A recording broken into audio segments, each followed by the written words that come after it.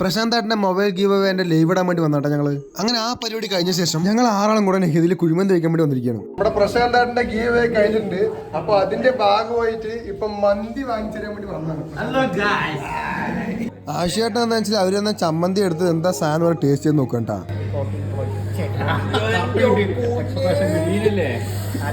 Expression ക്യൂന് രശ്മിക്കാൻ മന്താണെന്നുണ്ടെങ്കിൽ എക്സ്പ്രഷൻ കിങ് ഹാഷിയേട്ടനാണ്. റൈസ് വരുന്നതിന് മുമ്പ് ആ ചട്നിയും മയനേസും കൂടെ മിക്സ് ചെയ്ത് കഴിച്ച് വെറുതെ വയർ നിറച്ചുകൊണ്ടിരിക്കുന്നതാണ്. അങ്ങനെ റൈസ് വന്നതും വലിയ പീസ് നോക്കി എടുക്കാനുള്ള വെപ്രോളൊക്കെ കഴിഞ്ഞിട്ടുണ്ട്. എന്തായാലും നമ്മുടെ പ്രശാന്തേട്ടന്റെ ഗിവ് അവേന്റെ ഭാഗമായിട്ട് നമുക്ക് മന്തി വാങ്ങിച്ചു വന്നിട്ടുണ്ട്.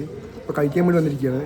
അപ്പോൾ പ്രശാന്തേട്ടനുണ്ട്, ആശിയേട്ടനുണ്ട്, ഇബ്രു അണ്ണനുണ്ട്, അതുപോലെ ഷിബിയേട്ടനുണ്ട്, നീതിനേട്ടനുണ്ട്.